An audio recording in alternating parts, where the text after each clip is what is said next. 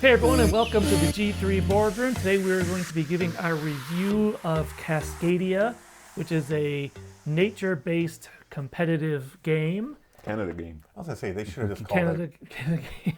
straight out of Canada. Instead of Cascadia, Canada. Correct. All the animals that are in it are found abundantly in Canada, or It just more feels abundantly like than Canada. other places, yes. Which is a good thing.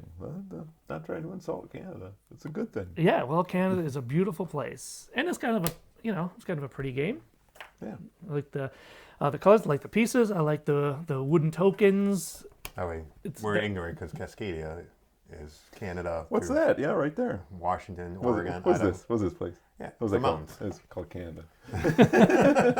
Oh, so there really is a geographic location known as Cascadia? Correct. And Canada. Yeah, it's, Okay. it's the northwest part of America and southwest part of Canada. That's very, very far from where we are, so I don't think that most people around here would know that. In fact, we didn't know it, and we played the whole game until we just happened to glance at the rule book. Good point. Yep. I like this game. I like so many different ways to score. There's a lot going on in terms of scoring, in terms of what you have to keep track of. From the terrain, making sure you match up the terrain as best you can so you can get those bonus points for the contingency. Contiguousness. Okay, as well as making sure that you match up to the scoring for the animal cards, which again I think is a bonus that each animal I think has 4 different cards, so there's some variety there. Yeah, each animal that you draw, if you didn't see the playthrough, if you can set these animals out in certain patterns, you get more points. You know, like with these 3 bears here, if I get 3 of them in a row, I get 10 points. And if I could have got another 3 in a row, like Jason did, you know, he got 20 points for his 3. Then there's the fox. You know, I surrounded my fox with prey, and for each unique set of prey, you get bonus points. But what's tricky is that not every tile can support all the animals. So as you're placing your tiles, not only are you thinking about making them match up, but you're thinking about, okay, what am I going to want, you know, two spaces away? So I have to make sure that I get tiles that not only match terrain, but also have the right animal. And that kind of messed me up a few times where I was like, oh yeah, I got this terrain there, but it's like, I did not want that animal there. No, I know it's on the lighter side, but I'm a big fan of this game. I like the variety. It's pretty simple to learn. It doesn't take much to learn. I think there's enough variety, and I think the pieces are well constructed. This is not going to fall apart. This isn't cheap plastic. It's not going to fall apart anytime soon. Yeah, or could you imagine if they would have had like cardboard flat cutouts? Yeah, that would tear apart quickly. And there's a couple games out there where they have these flat cardboard pieces that you are constantly reaching in the bag and pulling them out, and they bend and rip. Fall It apart. doesn't make sense. That's no good. But I won't mention that game because we're talking about Cascadia. So, but I enjoy it. It's good. It's simple. It's not too heavy. It's one you could pull out, play with less than an hour, and you have a decent time. Yeah. To be honest, I like any game that sort of puts you in the mindset of being like way out in nature somewhere, and you know, away from the, you know, like on vacation or something. So that's Right. kind of like that. I'm with you. I had fun trying to say, okay, can I get my salmon to swim upstream? I think they make a pill for that. I was going to say, that's not a euphemism for anything. Or can I get my bears to the mother and the 2 cubs? It was kind of fun trying to get that to work. Anything? Our scoring was pretty close, even though there's a lot of it. So there's that. I'll piggyback off that real quick. Our scoring was close enough that if one thing went one way or another, then our scoring was close enough that it might have been radically different. You know, if Dave doesn't get 2 stacks of bears, then he's right down where you are. And so I like a game that's like that, where you can't screw up so badly that you're out of the running, Right. or feel like you've completely just dropped the ball. And it didn't feel like that. If you're paying attention at all to the scoring, you should do okay. I did okay. I did not do well. To go with what Dave was saying too, I think the pieces are well constructed enough. I really like these. I really like the discs. Those aren't wearing out anytime soon, and these are pretty standard They're similar to a Carcassonne chip, but it's good enough quality, and you don't handle them enough that you're going to see damage. These are the things that you handle a lot, and therefore you would start to see wear and tear on them, but you're not going to get that with these guys here. I like that a lot. As for these cards, I would put a protector on that. It seems a little bit on the flimsy side. Is it like a vinyl? Or is this No, it's not a real high grade. Nice. But they're good enough. You know, again, you're not handling them a lot. I would sleeve them just because I would sleeve them. Right. I do like that there's plenty of variety. A lot of variety. You know, like Dave said, with different animals, you have 4 different things per guy, and so it's different scoring all the time. You have to pay attention to it. I really like that. I like that the game provided a bag. I like when games provide their own bag, so I don't have to go buy more liquor and use that bag. Another Crown Royal Right. bag. There's one minor quibble complaint that I have. It's this. This is the starting piece, okay? Okay. They're always face up, right? You don't draw them randomly out of the bag or anything like that. You're not picking them randomly from the pile. Give me another starting piece on the back. That's my complaint. You know, there's 5 of these. Could have been 10. It's just that simple. Give me another extra starting piece on the back, and it would have increased the replayability just a little bit for me. I don't like the wasted real estate on something like that, where these, you have to have them on that side because they come out randomly. Those, you don't. Yeah. And so I would have just liked to see that a little bit different. Other than that, I like it. It's a neat little game. It kind of does remind me of King Domino. It's very reminiscent of that, and we all know that I really like King Domino. So I just have that minor quibble. Other than that, you know, when we play a competitive game, I think it's always fun. You know, so we get real quiet, we get real focused at certain points. It's like, no, I don't want to lose to these schmucks. Our playthrough though is a little bit had its louder parts. That is kind of think rare so. in, Okay. in the competitive but game. watch it. About halfway through, all of a sudden we're all like,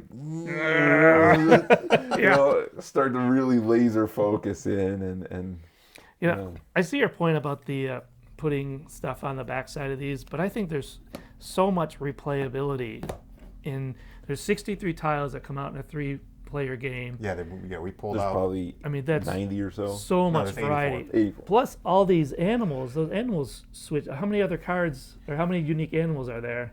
Well, And there's 5 different animals, and each animal has 4 different cards. So Okay, I'm not a mathematician, but I mean that's a lot of variety. 4 to the there. power of 5. It's 5 times 40. No, it's 4 to the No, power of 5. 4 to the power of 5. Yeah.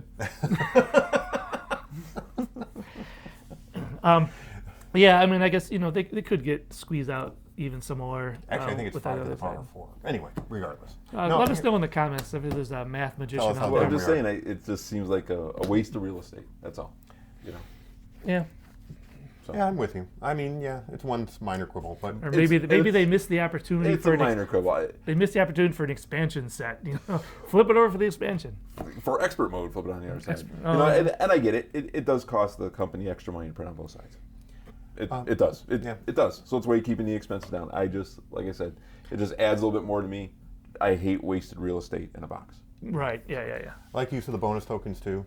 Oh yeah, the bonus bonus tokens can tokens. be used in a couple different It's a ways. good balance too, because a lot of these tiles offer you a variety of different types of terrain, so you can match them up in different ways to try and lengthen out your terrain. But in order to get a bonus tile, though, it's one terrain with one animal, so it kind of limits your options. But you do get that little bonus if you're able to match it. Yeah, so every time you put a token on one of those keystone spaces with the little triangle or the little leaf on it, you get one of these. And these are nice because at the end of the game, they're worth a point.